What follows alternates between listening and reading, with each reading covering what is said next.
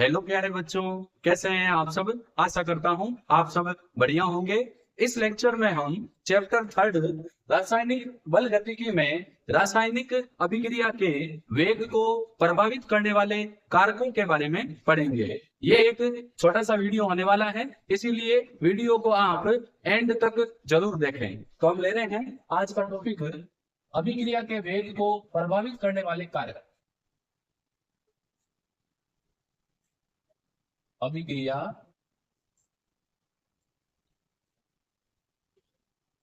के वेग को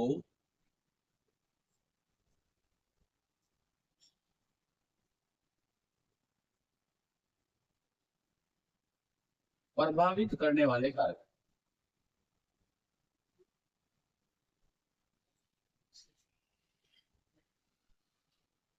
एक अभिक्रिया के वेग पर अभिकारकों की सांद्रता, ताप, उत्प्रेरक, अभिकारक और उत्पादों की बंध की प्रकृति का प्रभाव पड़ता है। इस टॉपिक में हम अभिक्रिया के वेग को प्रभावित करने वाले कारकों में अभिकारकों की सांद्रता, सेकंड अभिकारकों में उत्पादों की प्रकृति, थर्ड ताप का प्रभाव, फोर्थ उत्प्रेरक का प्रभाव, फिफ्थ विकिरण का प्रभाव और उसके बाद हम माध्यम की प्रकृति और ठोस अभिकारक की सतह के क्षेत्रफल को पढ़ेंगे। तो हम एक एक करके ले रहे हैं। अभिक्रिया के वेग को प्रभावित करने वाले कारकों में नंबर फर्स्ट हम ले लेते हैं अभिकारकों की प्रकृति, या सबसे पहले हम ले लेते हैं अभिकारकों की सांद्रता।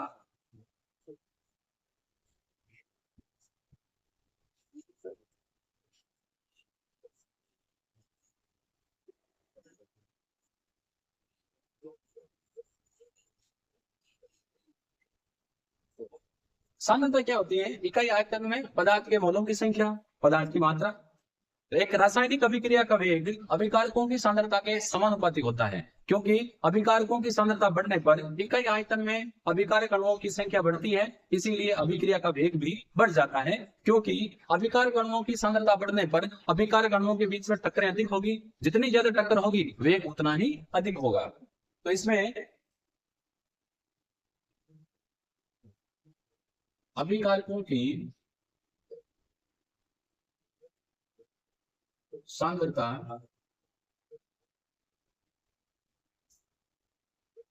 बढ़ने पर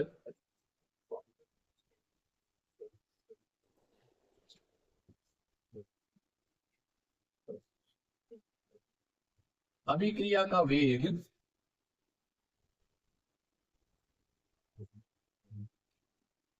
बढ़ जाता है। क्यों बढ़ेगा? क्योंकि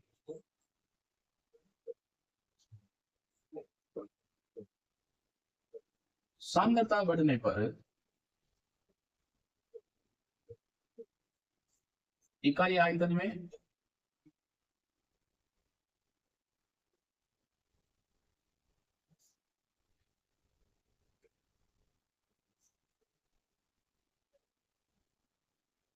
अणुओं की संख्या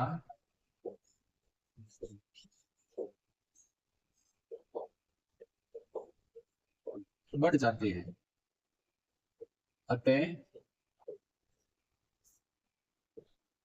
टक्कर भी बढ़ जाती है। और जितनी ज्यादा टक्कर होगी अभिक्रिया का वेग उतना ही अधिक होगा, क्योंकि अभिकारक अणु जब तेजी से टक्कर करेंगे तो रेट ऑफ रिएक्शन बढ़ जाएगी, क्योंकि जितनी तेजी से टक्कर करेंगे उत्पाद उतने ही स्पीड से बनेगा। अब हम सेकंड फैक्टर रासायनिक अभिक्रिया को या वेग को प्रभावित करने वाले कारक में सेकंड हम ले रहे हैं अभिकारक वेग उत्पाद की प्रकृति।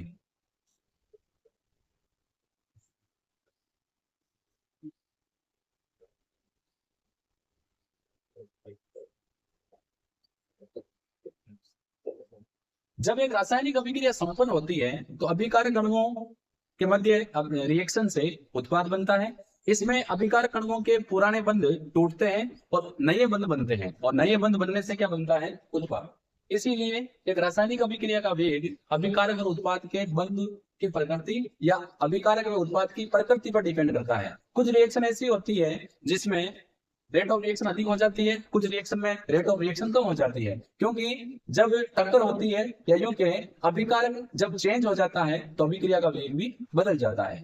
तो यहाँ पर एक एग्जांपल ले रहे हैं, जैसे नाइट्रोजन मोनोऑक्साइड की अभिक्रिया यदि ऑक्सीजन के साथ करे तो ये बनाता है नाइट्रोजन डाइऑक्साइड। और यही अभिक्रिया अगर हम कार्बन मोनोऑक्साइड को ऑक्सीजन के साथ करवाएं तो कार्बन मोनोऑक्साइड ऑक्सीजन के साथ अभिक्रिया करके कार्बन डाइऑक्साइड बनाता है।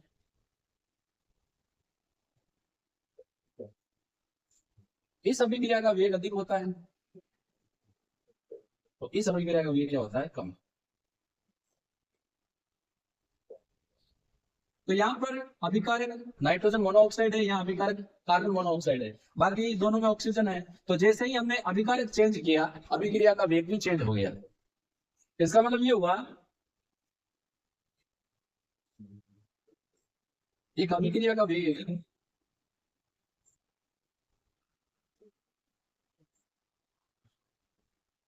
अभिकारक व उत्पाद की प्रकृति पर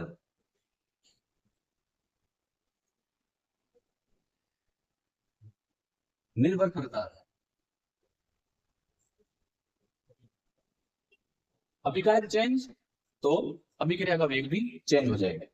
सेकंड, अभिकारक उत्पाद की प्रकृति हो गई। अब हम ले रहे हैं थर्ड, उत्प्रेरक का प्रभाव।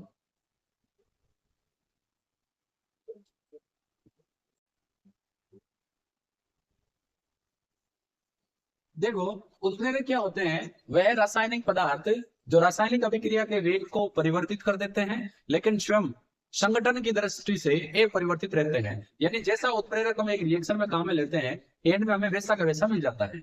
यहाँ पर हम उत्प्रेरक को रासायनिक अभिक्रिया के वेग को बढ़ाने के संदर्भ में लेंगे। हालांकि उत्प्रेरक रासायनिक अभिक्रिया के वेग को बढ़ा भी सकते हैं और घटा भी सकते हैं। बात करें उत्प्रेरक की, वह पदार्थ जो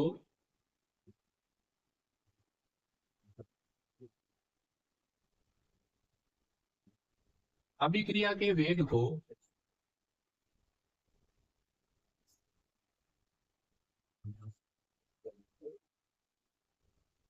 परिवर्तित कर देते हैं।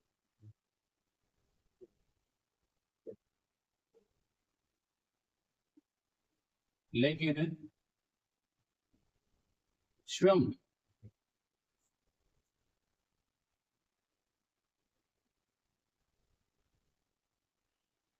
अपरिवर्तित रहते हैं।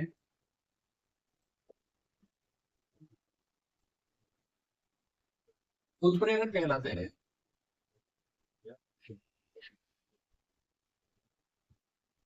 यदि हम एक रिएक्शन में उत्प्रेरक का यूज करते हैं तो उत्प्रेरक की उपस्थिति में एक अभिक्रिया का वेग बढ़ जाता है। क्यों? क्योंकि उत्प्रेरक अभिक्रिया के लिए आवश्यक सक्रिय ऊर्जा के मान में कमी कर देते हैं। सक्रिय ऊर्जा एक ऊर्जा अवरोध होता है, या यूं कह सकते हैं सक्रिय ऊर्जा किसी अभिक्रिया के लिए आवश्यक न्यूनतम ऊर्जा होती है। यदि अभिकारक अणुओं के पास आवश्यक न्यूनतम ऊर्जा है तो अभिकारक अणु उत्पाद में बदल जाएंगे, नहीं है तो उत्पाद में नहीं बदलेंगे। उत्प्रेरक क्या करते हैं, उस सक्रिय ऊर्जा के मान में कमी कर देते हैं। अब पहले की तुलना में अधिक अभिकारक के अणु उत्पाद में बदलते हैं, परिणाम स्वरूप अभिक्रिया का वेग बढ़ जाता है। इसी को मैं यहां मेंशन कर रहा हूं। उत्प्रेरक की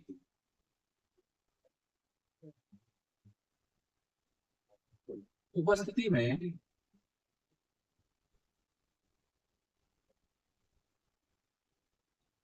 अभिक्रिया का वेग बढ़ जाता है, क्योंकि यह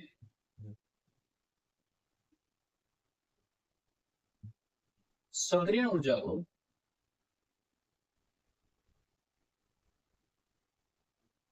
कम कर देते हैं। परिणाम स्वरूप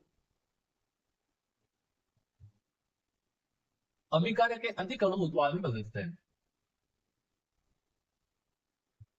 अभिकारक के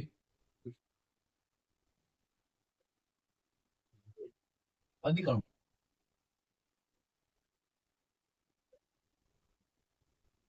उत्पाद में बदलते हैं। तो अधिक अणु उत्पाद में बदलेंगे तो रेट ऑफ रिएक्शन बढ़ जाएगी। इसको हम एक ग्राफ से समझते हैं। ग्राफ में यहाँ हम ले रहे हैं इस अक्ष पर अभिक्रिया निर्देशांक,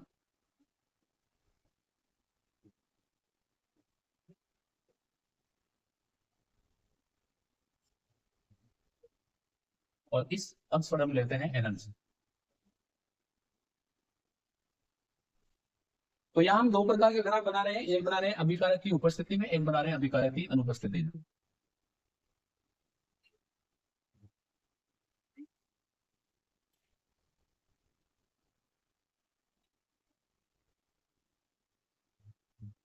ये रेड लाइन है, सॉरी उत्प्रेरक की उपस्थिति में अनुपस्थिति में बनाएंगे, रेड लाइन बना रही है, ये है उत्प्रेरक की उपस्थिति में।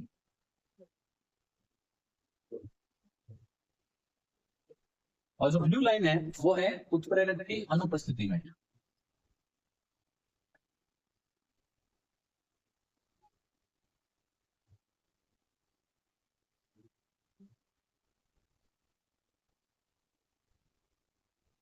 और ये जो एनर्जी बैरियर है यहां से लेकर यहां तक, ये है एक्टिवेशन एनर्जी सेकंड ऊर्जा।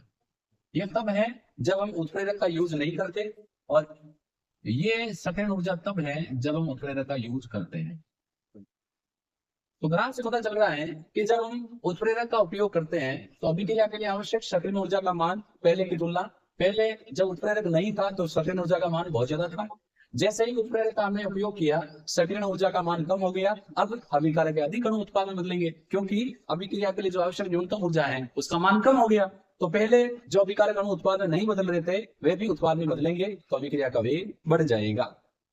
नंबर 4, अभिक्रिया के वेग पर प्रभाव को ले रहे हैं ताप का प्रभाव। यदि हम एक रिएक्शन का ताप बढ़ाएं तो अभिकारक अणुओं की गतिज ऊर्जा बढ़ जाती है, परिणाम स्वरूप टकरे बढ़ जाएगी, और टकरे बढ़ने पर अभिक्रिया का वेग भी बढ़ जाएगा।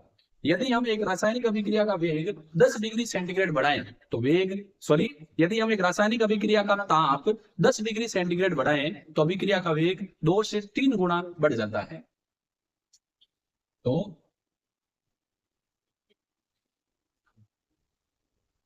ताप बढ़ाने पर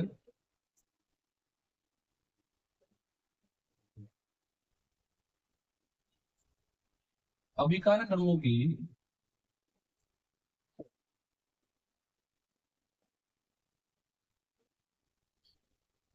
गतिज ऊर्जा बढ़ जाती है,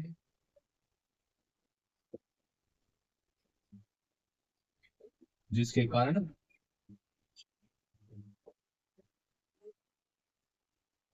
टक्करों की संख्या बढ़ जाती है।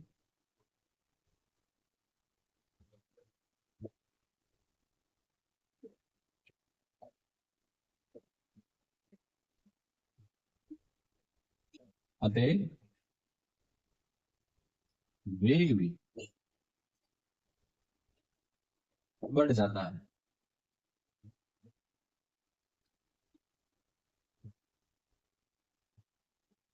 एक अभिक्रिया का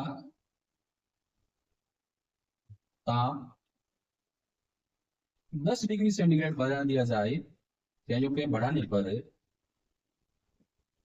जो वेग है वो समय से 2 से 3 गुना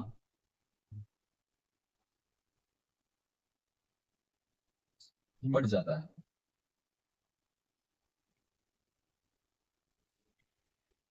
नंबर 5 फैक्टर हम ले रहे हैं वो है विकिरण का प्रभाव।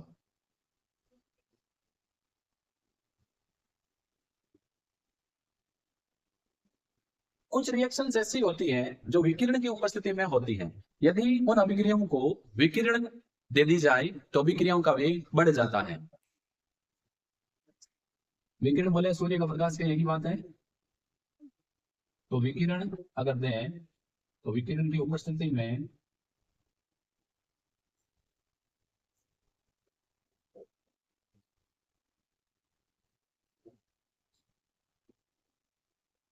अभिक्रिया का जो वेग है वो बढ़ जाता है।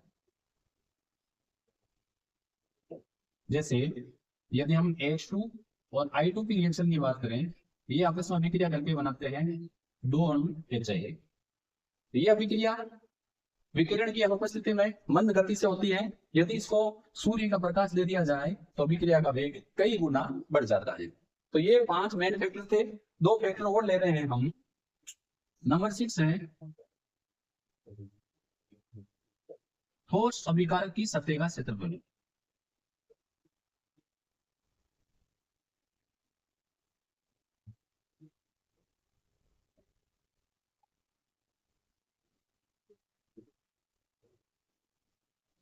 देखो, यदि अभिकारक, उत्पाद और उत्प्रेरक की भौतिक अवस्थाएं भिन्न भिन्न होती हैं, तो ऐसी अभिक्रियाओं को विषमांगी अभिक्रिया कहते हैं।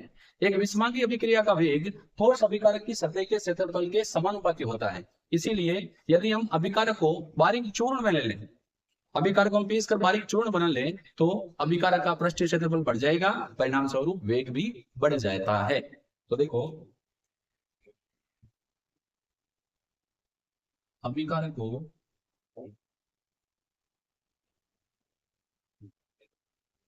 बारीक चूर्ण के रूप में बदलने पर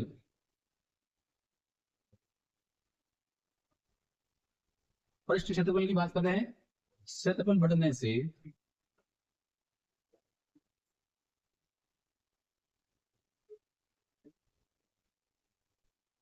अभिक्रिया का वेग भी बढ़ जाता है।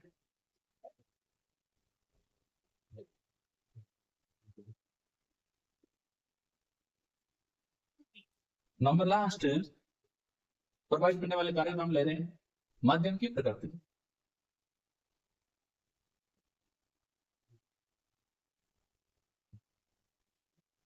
नंबर 7,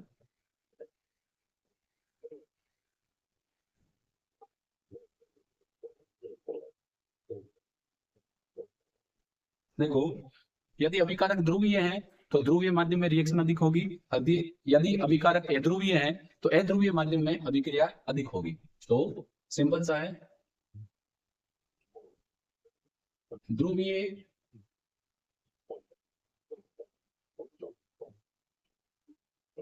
अभिकारक की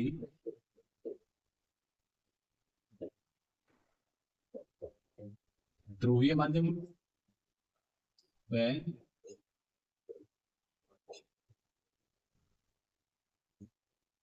अध्रुवीय अभिकारक की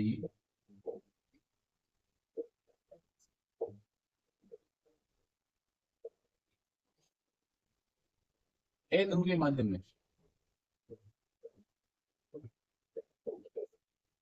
अभिक्रिया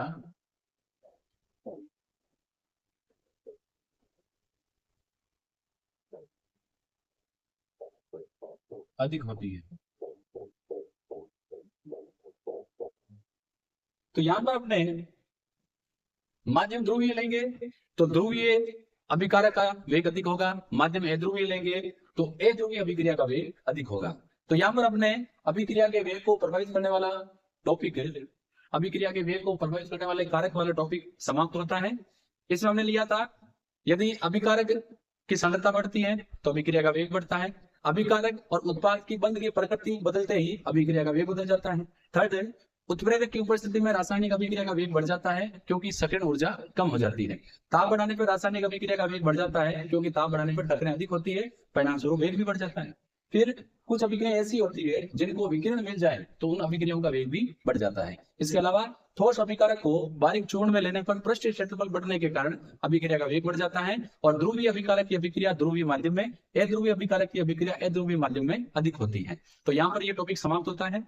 वीडियो को लाइक और शेयर करना ना भूलें और यदि अभी तक आपने मेरे YouTube चैनल को सब्सक्राइब नहीं किया है तो सब्सक्राइब वाला बटन दबाएं ताकि नए वीडियो अपलोड होते ही आपको मिल जाए। मैं सुशील कुमार जांगीड़ आपको फिर मिलूंगा नेक्स्ट लेक्चर में। धन्यवाद।